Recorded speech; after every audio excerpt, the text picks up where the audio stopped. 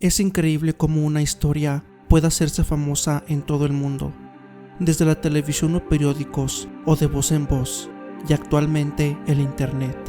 Pensar que hay personas de otra época u otros lugares que pasaron por eventos tan terroríficos y escalofriantes. Tan solo escuchar las experiencias e imaginar que somos nosotros quienes lo viven hace que no podamos dormir y que tengamos días inquietos, y es cuando deseamos no pasar por la misma pesadilla.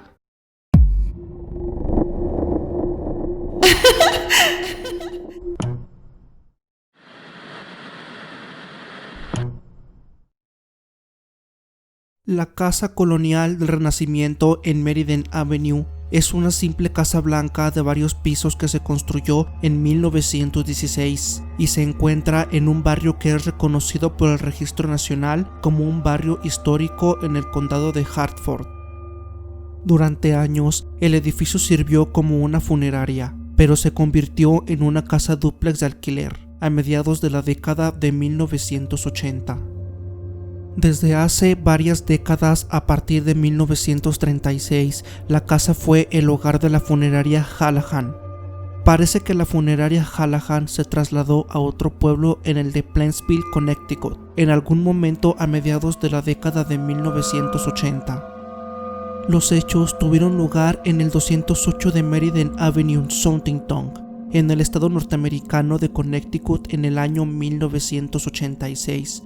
La familia Snedeker, formada por el matrimonio de Carmen y Allen con sus 3 hijos y una sobrina, alquiló una casa en ese pueblo con el fin de vivir más cerca del hospital Joe Dempsey en la Universidad de Connecticut, en el que Philip, el hijo varón mayor, estaba recibiendo tratamiento por un cáncer del sistema inmunológico llamado linfoma de Hodgkin.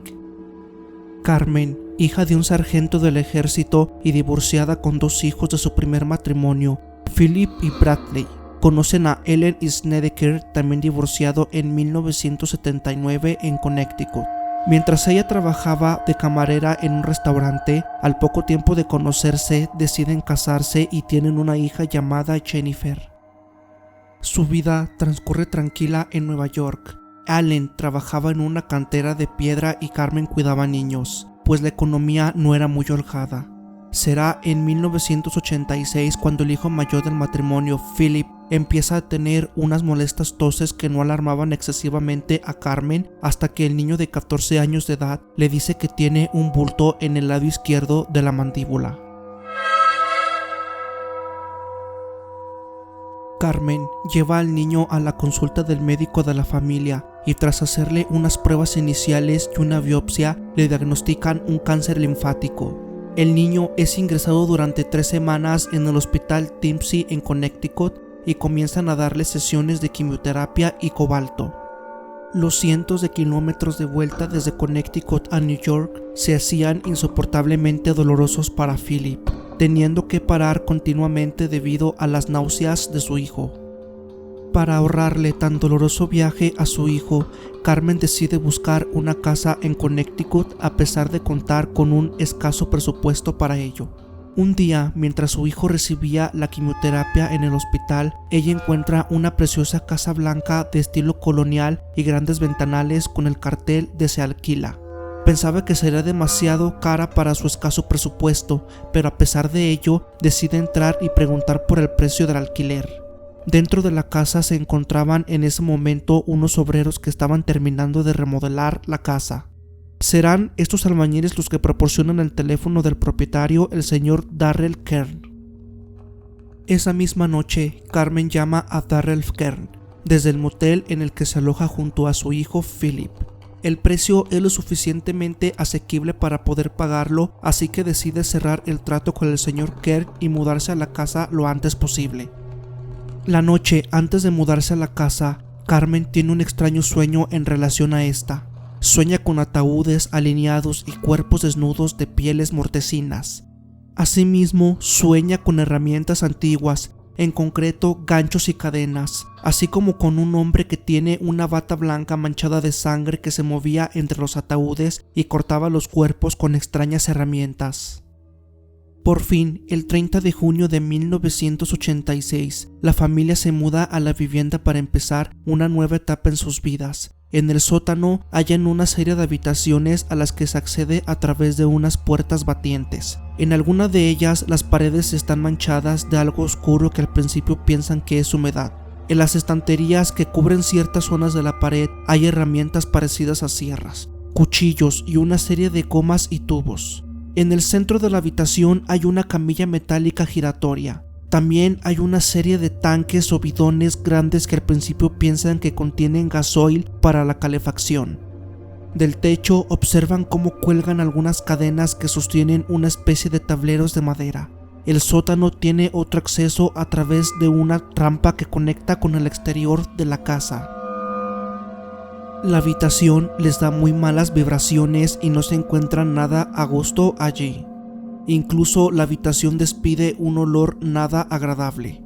Días más tarde, durante una visita del señor Darrell Kerr a la familia para ver cómo había ido la mudanza, Carmen le pregunta por los objetos del sótano. Este le dirá que no los tire porque son un recuerdo que quiere conservar.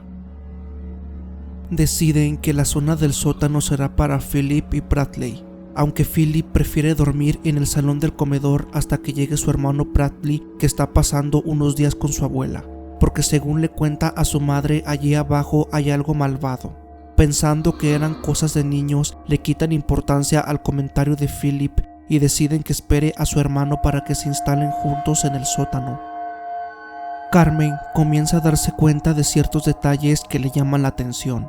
Observa que a pesar de que la casa tiene unos grandes ventanales, la luz no penetra a través de ellos en la casa por más que los limpie. Su hijo Philip oye una voz masculina que le llama desde el sótano, pero cree que es debido a la medicación o a que está medio dormido, pues suele oírla por las mañanas al despertarse, pero un día vuelve a escuchar la voz que le dice: Philip, ven aquí. El adolescente se queda helado y presa del miedo decide volver al salón y poner el televisor a todo volumen. Cuando se lo cuenta a su madre, esta lo achaca a la medicación tan fuerte que está tomando. Philip se hace amigo de Cody, un chico de la casa de enfrente que suele jugar con Philip en el sótano, pero con el tiempo Cody le dice a su amigo que no le gusta ese lugar porque siente algo extraño allí abajo. Ya no era cosa de la medicación, porque su amigo también sentía algo raro allí. Será entonces cuando Philip comienza a ver sombras que pasan cerca de él por el rabillo del ojo. Las ve esconderse detrás de los muebles y a veces incluso le rozan. Piensa que son visiones producidas por la medicación, pero un día su hermana pequeña de 4 años ve a una mujer vestida de blanco reflejada en el espejo de su habitación. Esto le confirma de nuevo a Philip de que la medicación no tiene nada que ver con lo que está oyendo y viendo. Días más tarde, el mismo Philip verá a un joven de unos 20 años abriendo las puertas batientes del sótano que le llama por su nombre. Carmen empieza a sospechar que allí está pasando algo raro. El testimonio de Philip y el de su hija acerca de las personas que han visto la pone en alerta. Incluso su marido le comenta un día de que ha oído una especie de música de entierro cerca del sótano. Cuando realmente Carmen se asusta de verdad es cuando, fregando el suelo de la cocina, observa que el agua del cubo está totalmente roja, como si fuera sangre. El día en que regresaba Bradley de casa de los abuelos, Carmen decide preparar una gran cena de bienvenida. Saca la vajilla y cubiertos y tras colocarla en la mesa se da la vuelta para coger el teléfono que en ese momento sonaba. ¿Cuál sería su sorpresa cuando al colgar el teléfono todo había desaparecido de la mesa y estaba colocado en los armarios?